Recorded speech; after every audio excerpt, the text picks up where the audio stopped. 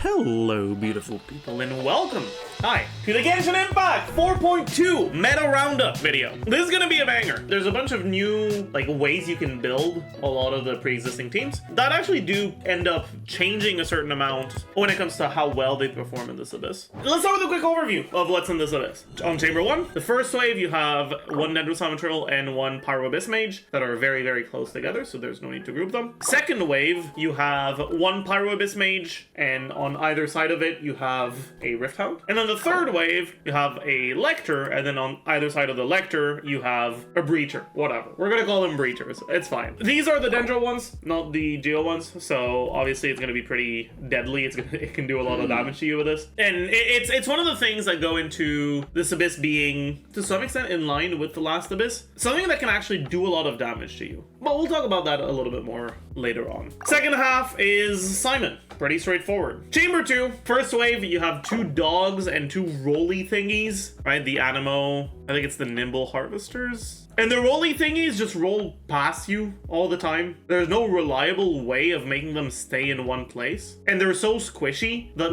actually manipulating their AI to get all of the enemies to group at the beginning of the chamber isn't even really worth it anyways. You're kind of just better off hitting them one by one and hoping they group. Anyways, second wave, you have the Assault Specialist and the Annihilation Specialist. So that's the Hydro mech that's in the Artifact domain in Fontaine. And you have an Electro one. And then finally, you have the Pyro loser from last Abyss that does channeling on you, as well as two guys that just stand there. And then second half, you have a Hyperbloom Terror Shroom. Finally, Chamber 3, first wave, you have two Skirmishers and two Kaidagis. And then second wave, you have two Abyss Lectors. And then on the second half, Coplia. This is the same one as the last Abyss that does not get a shield, but that is very deadly. So, initial impressions from this is basically, if you're not prepared for it, you can very easily die to this Abyss. And if you don't build your teams according to what's in there, you can very much struggle with shield breaking checks. The Lector is on the third wave here, which means that it takes a while to get there, and it's on the second wave here, and there's two of them. This is obviously gonna eat into your time, right? You have to clear the first wave and then do the Lectors, and that can eat into your time a lot. If you have a good team focus around the shield breaking, Chamber 3 isn't too difficult, and Chamber 1 will be your bottleneck. Whereas if you don't have a team focus around shield breaking the Lectors, Chamber 3 will be the most difficult one. That is assuming you group these guys properly on the first wave. If you don't, then Chamber 3 will consistently be the hardest one. But we'll get into grouping strategies once we're done with looking at the teams. So,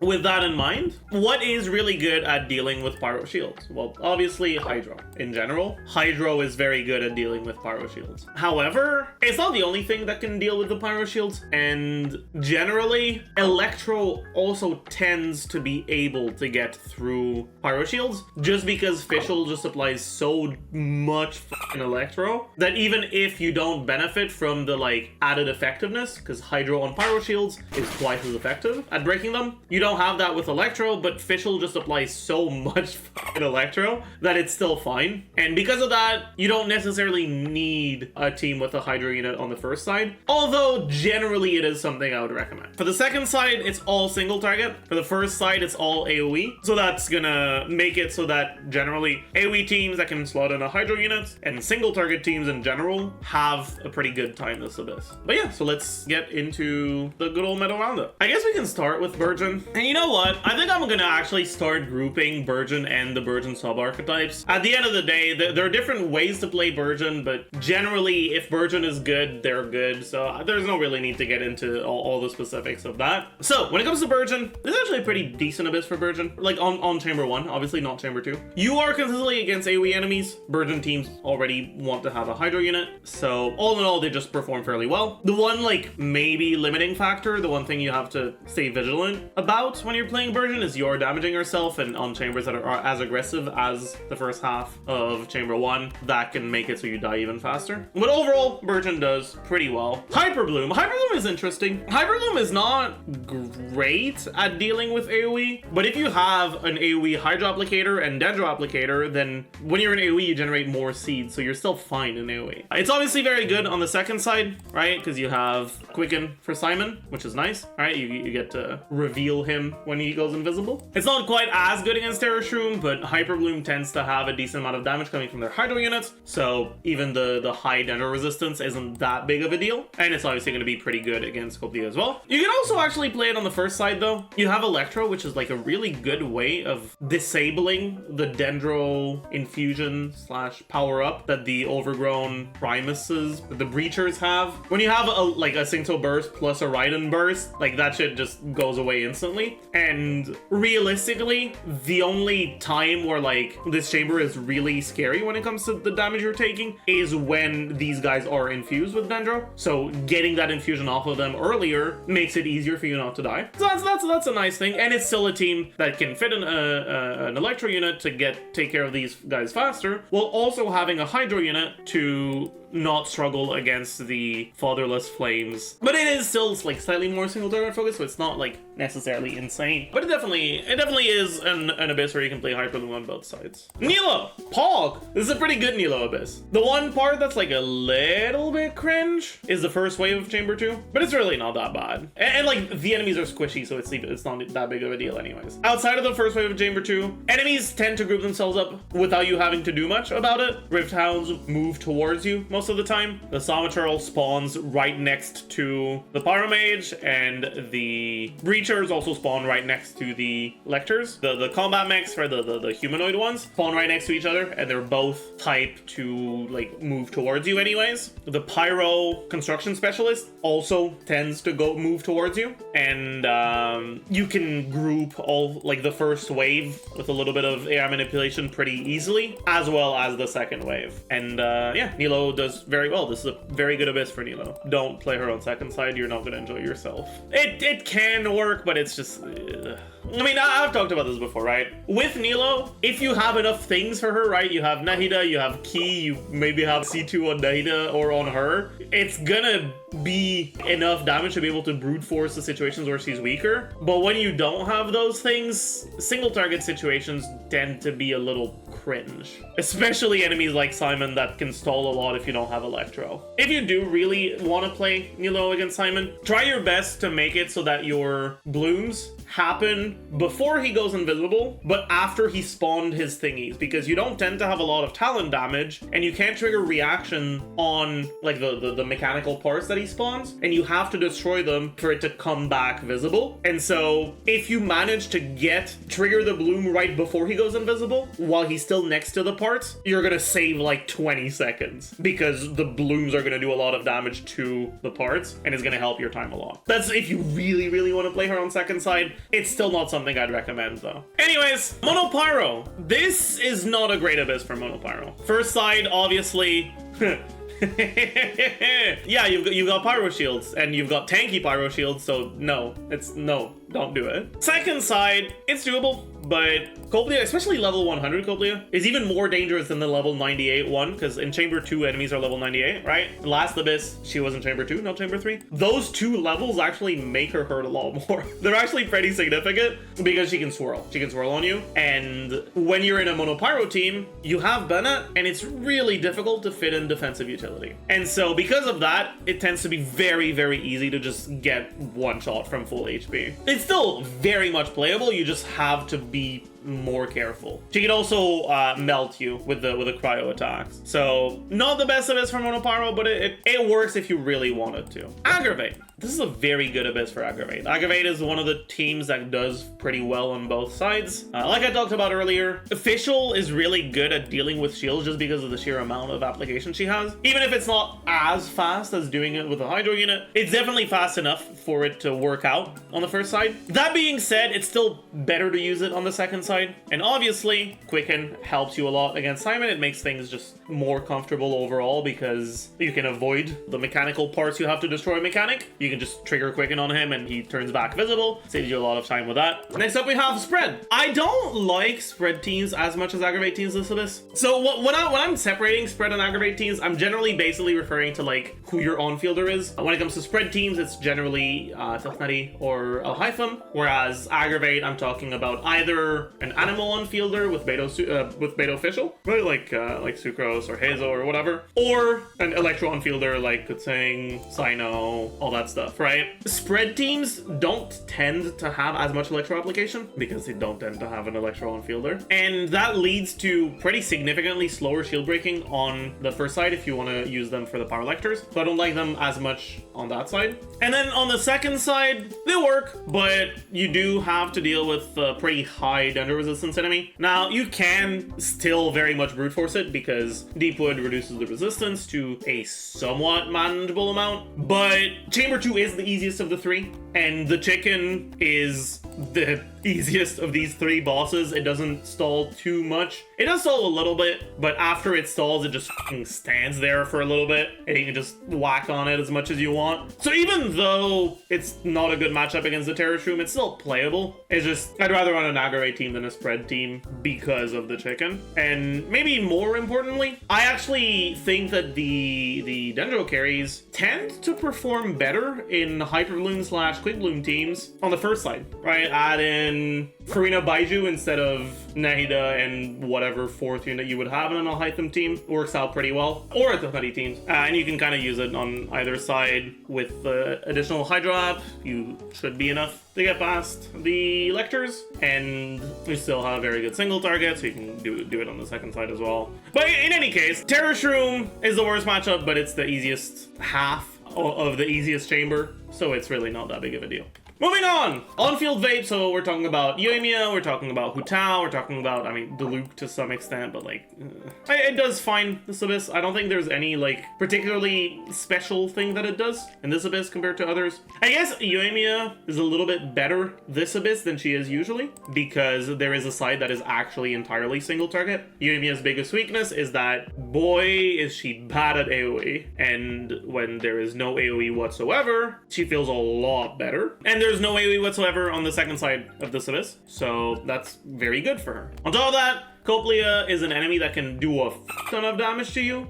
However, most of the damage is in a very, very short range around her. So if you have a character that can deal damage from somewhat far away, like Yoimiya, you can just stay out of the range of the attacks and not take any damage. Moving on to Freeze teams. Freeze teams do pretty well this Abyss. Freeze teams always run a Hydro unit, and these are freezable, like on the first chamber, these are freezable AoE enemies. So Freeze teams do pretty good this Abyss. Do not use them on the second side, especially against this. You're gonna hate your life. Mono Hydro. So finally, after basically a year of saying there's just no good reason to play Mono Hydro over Taser, there is finally a good reason to play Mono Hydro over Taser. It took a while, but we got there. Furina has helped Mono Hydro teams quite a bit because the like biggest issue that Mono Hydro teams had beforehand is that the single target damage isn't much better than some of the alternatives, but if you were to just swap one unit, if you were to swap one of the Hydro units for something like Fischl, then you'd start getting your Animal unit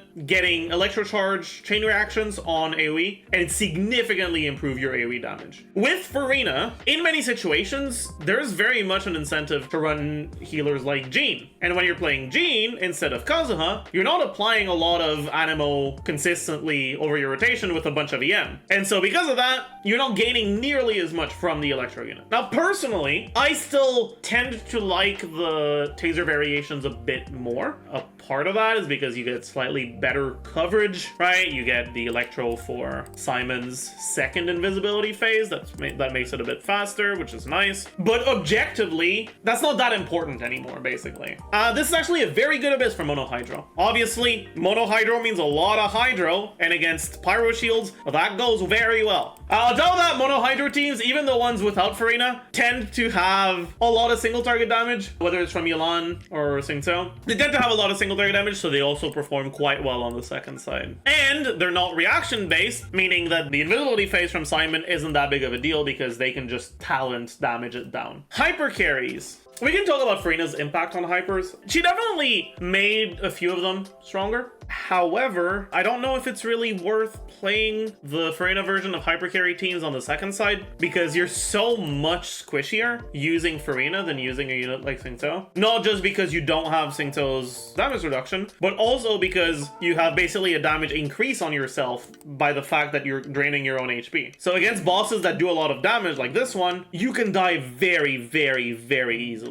It definitely still works, but it's something to keep in mind. Like, you are going to reach situations where you will literally die to one attack. When it comes to specific hypers, Ella is like, okay, this Abyss. You can play her with Furina, and that helps your Hydro App for the Pyro Shield, but it's still not amazing. And then on the second side, it works as long as you make sure that you swap out of her burst early if Simon is about to go invisible. It's fine. Raiden, pretty good. You can use her in either side. If you use her on the first side, I would definitely recommend using Fischl over Sarah though, if you are playing the like Raiden, Bennett, Kazuha, Sarah team. When you don't have C2 Raiden, that's basically never a better team, but when you have C2 Raiden, it's at the very least always like a competitive option. And it is quite a bit better when you're in AoE situations because Fischl's damage is single target and Sarah's damage is AoE, and Sarah's increase to Raiden's damage is also AoE because Raiden's damage is AoE. But in this case, in the case of this Abyss, even though it's an AoE side, the slightly better AoE damage is not going to improve your times nearly as much as the much faster electro application that Fischl has for the electors. So it's still much better to use Fischl in that team for the first side. Xiao is fine. He doesn't tend to be able to fit in Furina all that well in his teams and just hydro units in general, so it's not necessarily ideal on the first side. He's also more AoE focused, and Copley has 70% AoE resistance, so you don't really want to play him on the second side. Not the best Abyss for him, for sure. Wanderer can fit in hydro units a little bit more easily, but it's still not like ideal. If you are playing him, you can either play the like Mika Furina thing that's been popping up, but I think it's a bit risky. Or you can play something like Bennett Xiao, and it does fine. Technically, Wanderer can just use his own animal application to break the shields, but it'll take a really long time. And I think it's still worth getting a hydro unit on the team. I guess you could argue that like Neuvillette's forward vape team with Kazuha, Xiangling, Zhongli, it does fine this Abyss. Not my favorite Neuvillette team at all. Next up, Air Fryer. Air Fryer has always been a meme, so one side needs Pyro Shield break, so Air Fryer is basically ruled out, and the other side is single target, so Air Fryer is basically ruled out. It's not good this Abyss. Taser is actually pretty damn good this Abyss. Taser is one of the teams that's going to break the shields the fastest. On the first side, you can either do the traditional Taser stuff, you can also just do more single target focus or Furina versions of Taser teams. It performs well on both sides. You can get a lot of damage reduction with Beidou and or Xiao. Yeah, all in all, pretty good Abyss for Taser. Overvape, so the only Overvape team that people really play is Rational anyway, so let's just... Raiden National, it's a decent team, this Abyss. I've never been that big of a fan of Raiden National, because I think that in most situations, you're better off either playing Sucrose National or Raiden with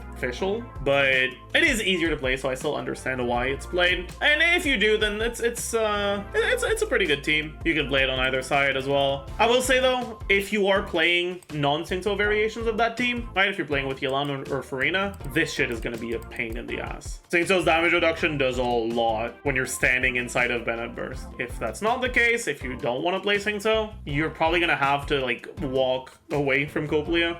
Something that a lot of people don't actually know is that Raiden's charge attack range is very, very long, which means you can actually stay out of range of Coplia and do charge attack spam, and your normal attack will not hit Coplia, but your charge attack will. So you can still get some damage even if you're low HP or worried about dying. Mono Geo, it's Mono Geo. It's always the whatever. The shields are pretty big, so you might want to like do triple Geo plus a Hydro Shield Breaker, but it's up to you. And then finally, Soup. So whether you're looking at like the Sukokomon or like Sunfire Gene or Kazuha Soup with Ayato or Raiden on field, they do fairly well this Abyss as well. That basically does it for team specific stuff. So now let's get into a clear and talk about the different strategies that you can use. First chamber, very straightforward. You just have these guys.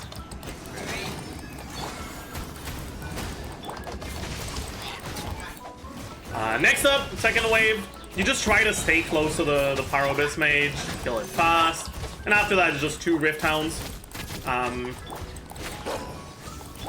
Try to stay in like positions where the Rift Hounds are gonna keep themselves grouped. If they do some of their cringe attacks, you can try to stagger them out of them. And then finally you have this, which is like the dangerous thing, right? So let me just show you what I mean, right? Get hit by Pyro once, get hit by Dendro once, and you're dead. Right? So it's something you have to really be on the lookout for. Make sure that you don't stay on characters when they're burning. When you swap out of a character, they will stop taking burning damage. They will still have the Pyro and the Dendro aura on them, but as long as you don't swap back to them until the auras are gone, you can avoid that burning damage. Anyways, let's actually clear this thing.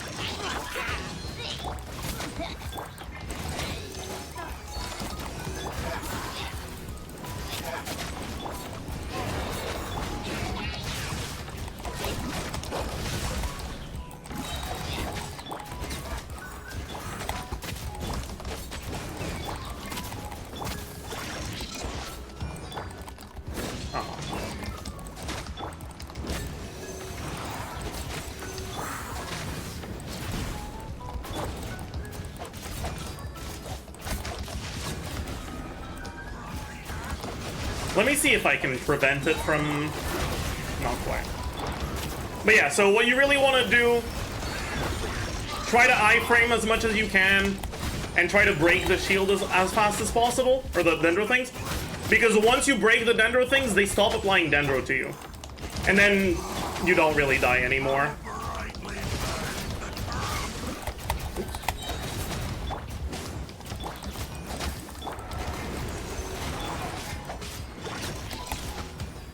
I'm gonna try to leave that one alive so I can use it for sack. Oh wait, I forgot. Brogu goes like all the way over there.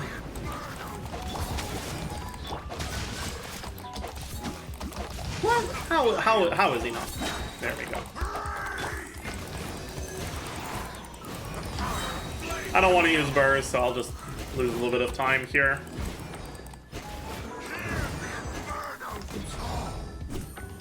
Okay.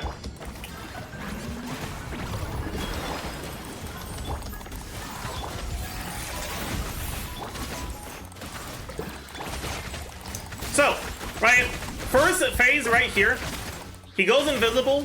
He always goes that way. If you have Quicken, you can just go to him and trigger Quicken. If you don't, you just break these things. Once you break them, he goes into his second invisibility phase. If you apply Electro to these things, it'll cancel the second invisibility phase and stun him for a little bit. So, if you have Electro, it's a bit easier. If you have Quicken, it's a lot easier.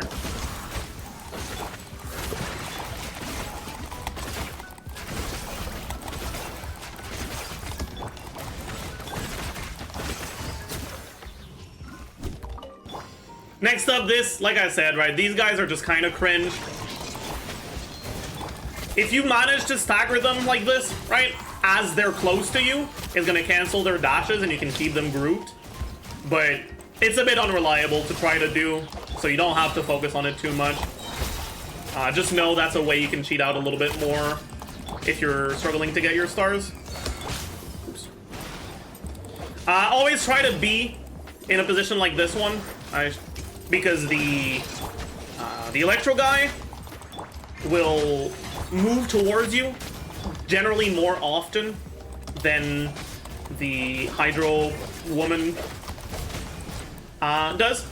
So always try to be next to the Hydro one. Oh my, dies of cringe. And then this guy is just the bane of my existence. Because if he doesn't hit you with his attack, he doesn't stop. Which means that if you're standing too close, I should have gotten my burst back. If you're standing too close to him, or if you dash out of his attack, he'll just keep going forever until he reaches the wall, basically. If you iframe it with bursts, he doesn't do that though, so that's, I guess, a thing to keep in mind if you don't want him to move too much. Stand just far away enough from him that his thing will hit you. You won't be like too close for it to hit, and iframe with bursts, not with dashes, or just let yourself get hit.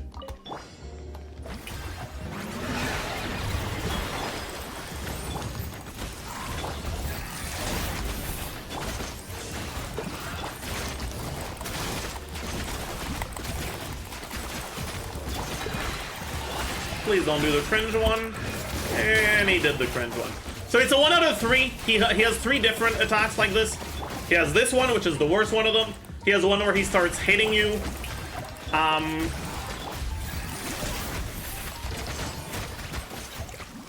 gonna try to get my burst back. That might be hard. Actually, wait. Oh, stop! Okay. I'll leave Oz here. Hopefully I can get my burst back from the fav. Yeah, I can get it from the fav. Come on. There we go. There we go. Okay. Yeah, he has 3 attacks. He has that one. He has one where he starts hitting close to him and does a decent amount of damage, so you can try to be careful about that. And he has one where he starts, like, I don't know, like absorbing energy and then throwing a range attack, but if you're standing melee range, it just doesn't hit you. That's the best of the 3 attacks. All right, now, for this one. In front of you, there's gonna be 2 Kaidagis that spawn, and behind you, there's gonna be 2 Pyro Slingers. So 2 in front, 2 in the back. So what you wanna do is you wanna stand here so that this one dashes backward, then stand here so that this one dashes backward, and now they're grouped. And of course, I finished the last chamber without energy because I'm dumb and stupid. But if I had my burst,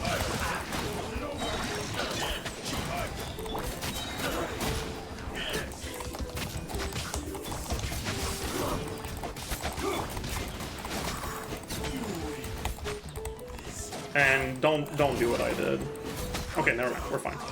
Okay, and after that, what you want to do is you just want to go stand at the wall. Like, keep walking towards the wall until the one in the back stops moving.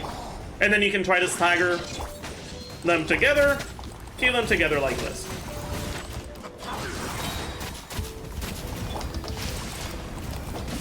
Once you get them down, right, they'll step backwards. And they will spawn a thingy, right? Now, this is the thingy for this guy. If I break it, this guy's gonna go backwards. Oh my god, can they stop? Whatever. Oh my. I didn't know they did that if you didn't. Okay. So what I want to do is I want to break it, and then as soon as possible, dash in a direction where they're gonna get pushed towards each other. Oops. It's hard to focus while you're trying to explain things. My bad. You want to push them towards each other when they spawn their like pyro totem, whatever.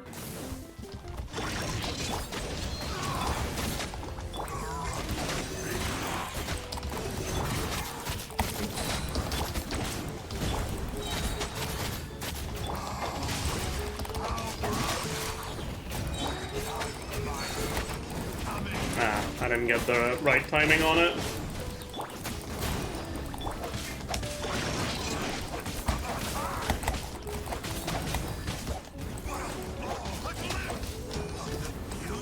But yeah. So right, it's really just a matter of keeping them grouped as much as possible. And as long as you do that, you should be fine.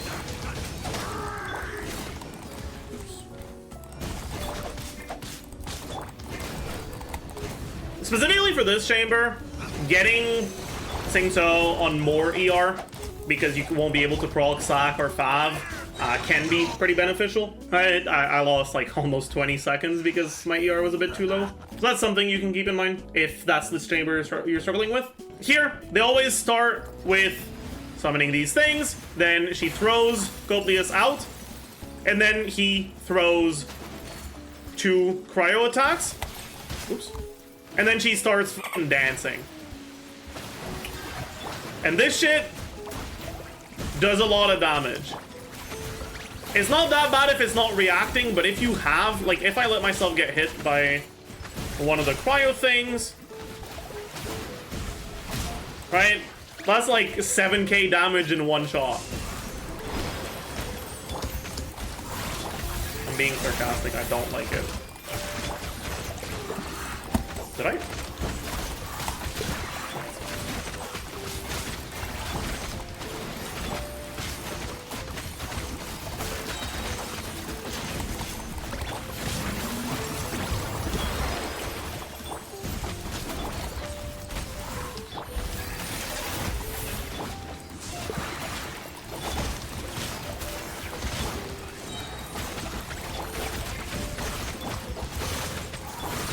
It's okay though. As you can see, right, when Xingqiu is your only form of way to break the shields, you can struggle a little bit when it comes to breaking them in time, and you can gain a lot of time by adding even more shield breaking. And generally, your clears on Chamber 3 will be faster if you focus more on the shield breaking and a bit less than usual on the actual damage of your team. Right, so you can play the Taser teams on the first side. I mean, hell, you could play double Hydro National, and it would probably actually be better on the third side. But yeah, hopefully that helps you guys, and I'll see you in the next video.